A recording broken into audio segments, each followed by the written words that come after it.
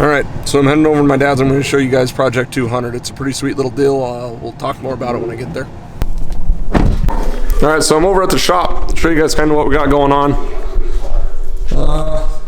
Here's the whole rear suspension. So what, like a 3-link? Yes. What they consider it?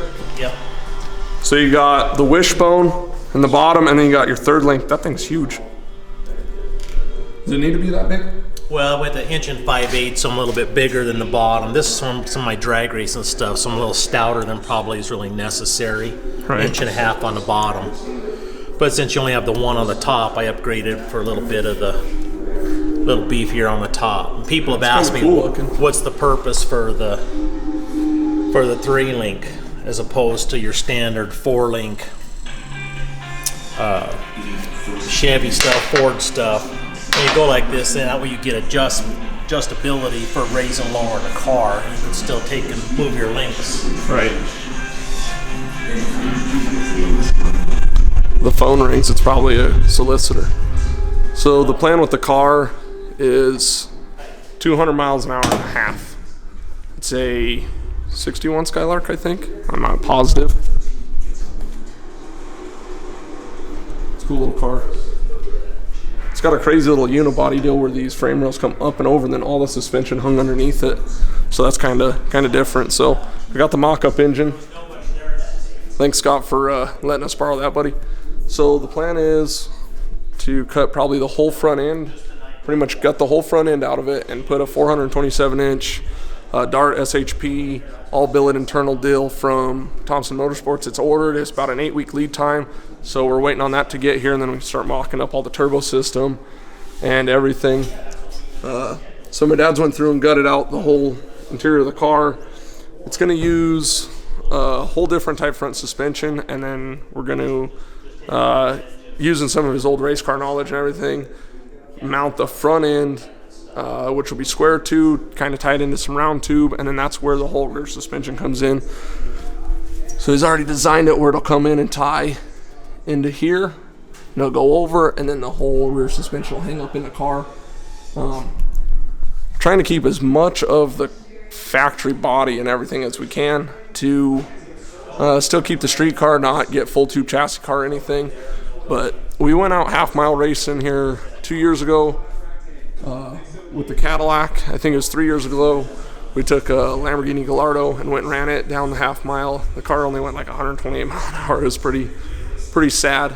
So the goal with this is 200. 200 and a half is not a small feat. You figure that's 170 plus in the quarter. And we're figuring 13 to 1700 horsepower to accomplish that. So still trying to keep like factory dash, everything. He's going to end up putting like an 8-point cage in it for safety. In the half mile, there's not a lot that you really have to do for safety stuff. No 25X SFI cages or anything like that. So really cool little build. We're going to run it on 315 drag radials. Could run a 275 if we need some more gearing and stuff like that. So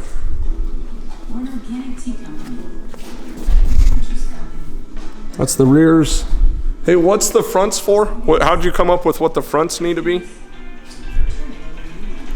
What, using the front tires? Yeah, how'd you come up with the front tires? Like, what'd you search or figure out? Because in half-mile racing, you can't run a skinny. You can't run a small tire in the front, so you got to run more of a full-size tire. Well, they do have that. You can run a skinny, but it has to be a high-speed rated, like off the funny cars, the stuff like that.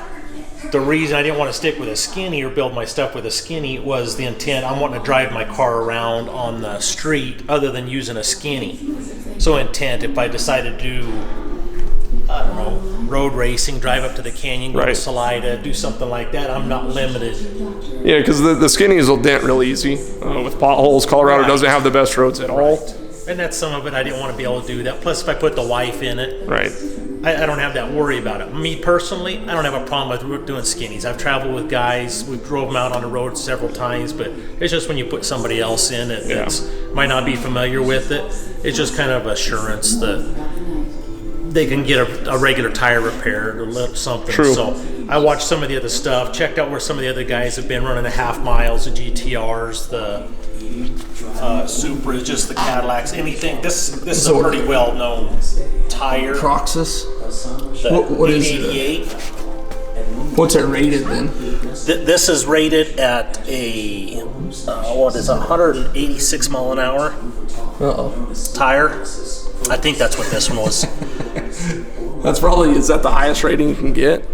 It's somewhere right up around in there. Yeah, they have like 3 levels. You have your Z-rated tire that's, I don't even remember what they are. I know one's 140, one's. Does it have anything that actually goes 200? No, there's nothing listed that I could find for a full size tire. So it'll be on a 15. It's going to run it's going to still run a Billet Specialties front wheel, but it's a little bit wider than a normal skinny. Because what's a skinny, like 4-inch wide? Yeah, normally about a 4. You guys can see it's 3.5 to a 4.5. What is this one? This one here's a 7-inch. Yeah, so it's just more of a common wheel tire kind of package you'd see out on the road. For if you got to get a tire to get home, you're more apt to find a tire like that to be able to get home. Skinnies, you're not going to have any luck unless you're digging into a Volkswagen. Yeah, so I went over, like I said, twin turbo LS still. Figure 13 to 1500 that we need minimum horsepower to go 200.5 at. What do we hope that thing weighs? About 3,000. Yeah, that's what I'm shooting for. Right around 3,000. So as you guys can see, I'll put a tire up in the car. You can't fit the biggest tire. It's kind of a little car. Stock with the car was $2,750 with the. There you go. So it's a little tire on the ground, but when you get in the car, it's pretty small. Definitely looks like it fills it out a little bit. Yeah. So we'd like to put the turbos back as far as we can to keep the weight to the back too, but not sure if that's going to work out or not.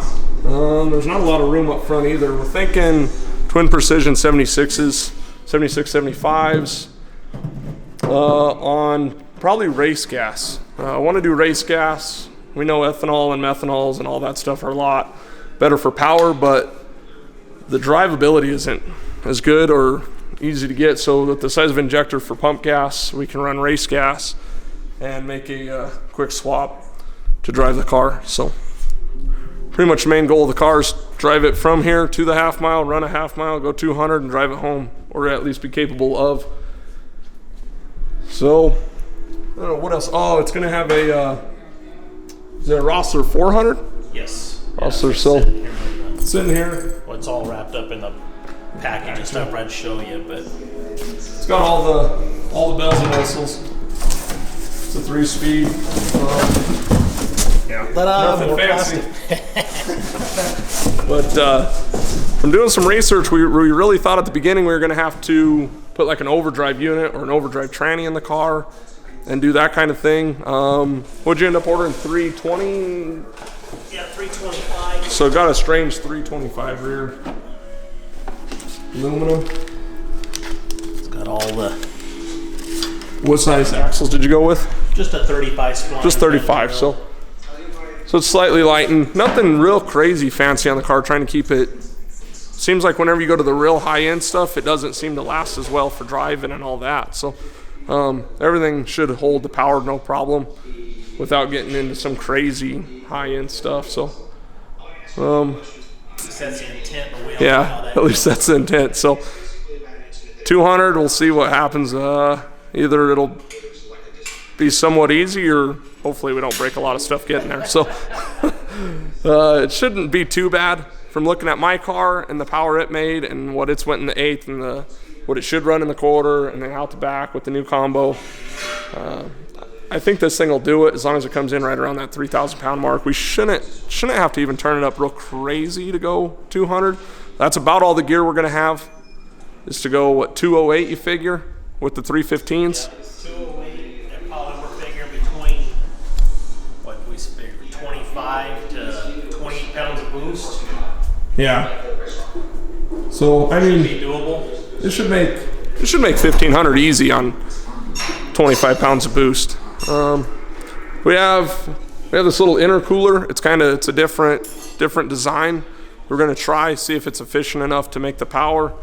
If not, we'll have to go to like an air to water deal, or unless he decides to change it up and do something completely different from the beginning with the intake. So it fits like the Holly High Ram stuff. So trying to think what else. This is really cool. This little tables came in super handy. You guys probably saw in my vlog from PRI. It's Strong Hand Tools. They make a really cool product. You've used this to what? Build this? Yeah, I built all the individual components. I've clamped my bars to do it. I've just tried to use the table a lot just for, I've never had it before. I've always had to make my jigs, or I've used my actual jig table to use my fixtures on it. So this time here I bought a table to actually just try it, see how it works out. It's actually been really well because there's ways you can clamp it, hold down, shim it up, as you can see, put the stuff in it. But I've built this is all just flat pieces. It was a kit. It's a kit that comes in, so you got to put it together. So I get the base structure, put it, and then I clamp it onto the table without this. Then I welded it. Did all the individual components here. Did my upper bar. The sway bar was the same portion. It's a kit. It's all a kit, so you got to assemble it all. As far as drilling all the tubes into here, it's all from Bickle race cars. That's what I've pretty well known of using over the years for my other drag cars, my other pieces I've built, used. Did something really cool. So these brackets, these brackets that you cut? Yes. And those? These and these. This is actually Bickle's brackets. If you looked underneath my drag car, this is actually the same bracket. Obviously narrower for a normal Heim. But I took and cut them off, used the top portion of it as my third link on the top. So I'm still basically, in a sense, I've got more spread in between this here, so I've raised up my pivot points. But basically the same bracket. The front bracket is the same, the 4-link bracket as well. There's a top portion goes here that's just been cut off. That's portion of my center link in the front. So I've tried to use some of the same components. Understanding the same geometry and how the linkage works. Right, and a lot of this is still going to probably be, I've never done anything similar to this. Yeah, so that's a lot of what we're trying to figure out is we know we could probably make the power. But all right, so now that the air compressor's off, some of the things we were worried about or not sure about is what the car's going to do suspension-wise at that speed. So it's kind of, I guess, your custom idea of what will give enough adjustability, but still work good as a driver. And hopefully we can tighten up or loosen up or whatever we got to do once we start getting all the down forces. A lot of the cars, if you look at half-mile stuff, we've realized that down the strip or whatever, the cars are almost touching the ground. So we're thinking you got to get real aggressive with your spring rate towards the bottom, to where it's almost bottomed out, but still not completely tight. Right. And that's some of the reason why we put the adjustable for the shock. Yeah, I got a standard coil over that I'm putting in it for now. It's not got Stranger sitting on the shelf, but the intent is potentially to maybe try an air system on this to where I can have it set at a certain height, and then I can drop the suspension or even tighten up the airbags as the suspension the downforce comes on the car, so I can set my ride height. And the more down pressure I get, the intent is that airbag, that's what everybody tells me. My idea of airbags is from back in the day when... Like the old drag bags? They just weren't that good. Yeah. You take them out with the air, which I did, and it was on my lowered trucks and cars I had and stuff. It was fine, but technology's changed a lot these days, so that's the intent. For some of this here, there again too with the coil over adjustment, that way you can fine tune, get your lower bars, get everything, so you just have some adjustability within the realms of what you're doing here. If you're building it, yeah, there should be plenty of it. I'm sure there's no way it should ever need to be in like the top hole or any of that type of stuff. So more than enough, but we don't really know until we get the car out there and start seeing what it'll do to really understand what adjustments we're going to have to make. Have all the holes, but very seldom they're never used. There's only a handful of actual bolt patterns that are going to be used throughout any of the cars that are built, but you never know what people might want to try, might want to use. And that's what we're kind of thinking is the car kind of gets unsettled, so it starts wanting more flow, except for the downforce holds it down. Where in drag racing, it's kind of under that load, the weight's transferred a little bit better, so that's another thing we're trying to figure out exactly what the weight needs to be in the car and where it needs to be. But kind of a cool little deal. It's kind of cool to see all the suspension out on the table. He was talking while the air compressor was running that it's going to sheet metal it all up on the table, build a front valance on the front of the car to help with some of that. We might end up having to build like a whole rear diffuser deal on it to do that. We're thinking it's kind of like on his Cadillac. You're thinking about this height? Yeah, there's lights on. Yes. So something like this right here where it's a little diffuser. That's still drivable out on the street at about 4.5 inches off the ground. I can get over most speed bumps, most. Those things. So the Cadillac went 166 and a half, heat of the day, all that. It's got a 416 LSX in it. We really enjoyed the half mile stuff because it's More laid back. Yeah, it's just a more laid back Pressure. So, but once you're trying to push a, what's this thing weigh? 46? 4650 with me That's sitting in insane. there. That's as much as like a single cab pickup. Yeah, we sprayed, went through 4 pounds of nitrous in the half mile. It did really good. It's got a single meth nozzle. It's got the direct port. It's 300 shot of nitrous. On a dyno jet, it made like 1100. So I think on a, like I don't know, a mainline or something like that, that might be 9, 8 something. Yeah, and that's more comparable to the real numbers we're seeing. Yeah, for 166 and a half. So, she had more ways to go, but no sense in just killing the car. The car's completely stock, has everything the same except for like stock transmission. It's good, got axles in it, stuff like that. But if you're really wanting to get crazy and try to do something in a half, you need more of a purpose-built kind of car. I don't want a cage in this. Yeah, no cage. That's what I went over in the vlog earlier, is that you're just going to put kind of an 850 cage in it. Nothing crazy. Which that's all they require right now. Hopefully when the build's done, they'll come out with some Actually, new it's just safety a roll rules. bar. Or actually, oh, is that all they need? So it only needs a roll bar, which coming from the drag racing side of it seems crazy. So gonna put a little extra roll bar in it. It's gonna be kind of cool though. You're still planning on doing the whole removable X, or at least door bar. That's the intent, yeah. So it'll end up having. I'm not going to do a swing out. I'm actually just going to make it removable, because a swing out, you still bang your legs, bang everything. So I'll either have it in or I'll have it out. Yeah, have like an X in there that can unbolt out of the car. And so if you're driving it or going anywhere you want to go, or maybe you're just taking the car to a car show, you don't even have to run the cage. You can throw some people in it and not have to worry about crawling over it. That sucks. Yeah, it's still going to have some of the components in it, but some of it you just can't take in and out of the car. He was talking about trying to leave the bench seat in it. I'm not sure if that's going to work out or not once the tunnel gets in there from the tranny and everything, because so the car's way lower than it started out. What was the kind of the ride height on it? The ride height in the front was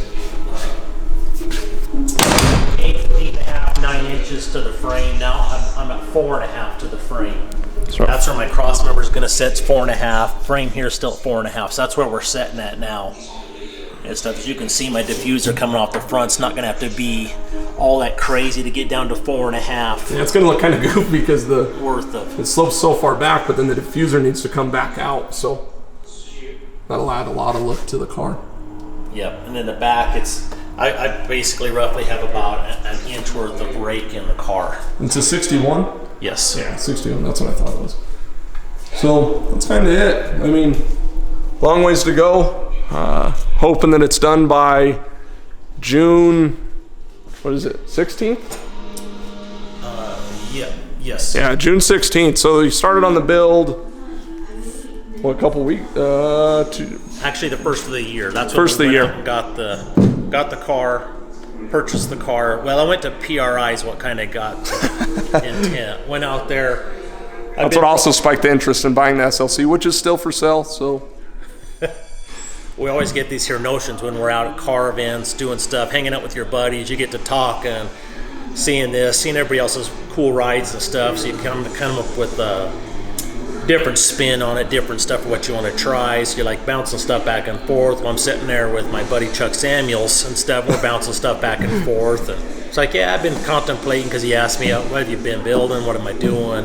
It's like, I'm still interested in the half-mile stuff more so. I don't want to do any more with the Cadillac. And he goes, oh, have you ever thought about something older? I said, yeah, I have. I've actually been thinking of an older Cadillac and stuff. But they're big, they're heavy. You're giving up a lot just because of the size of the car. For what it is, yeah. I loved it because of what it was. Plus, I could have had 2 Cadillacs, and who doesn't want 2 Cadillacs, right? So, anyway, we got to bouncing back and forth, and we're looking at several different things. One of them was the Merc I had thought about building, but there again, that's another great big car. It's hard to cut that car up. Yeah, it's hard to do that and stuff. Plus, I'm not really a purist fan, but I don't want to get the slack from the people that are. Except for the new owner probably will. More to come on that later. Yeah, that's another deal, but he can handle all that and stuff. So I just figured, well, let's see what you got. So he's bouncing ideas back and forth. We're drawing them up on the internet, looking at them. And I first seen this one here. I'm like, that's probably not something easy to come by. And he goes, yeah, sure they are. You can find them everywhere. You can buy a good one at auction. And I almost did that. I almost just went and bought one that was completely done and stuff. But I know people would be like, why take one and cut You like the color. Yeah, I like the patina look. This car really only has 55,000 original miles. We drove it onto the trailer, drove it off the trailer, drove it in here, put it on the lift, and commenced to taking it apart. Seems like that's how a lot of the projects start. Yeah, there's a fully functioning driving car interior in it. We could have went to any of the street rod shows, wanted to. It felt pretty comfortable. They had a super, super sweet shock mount.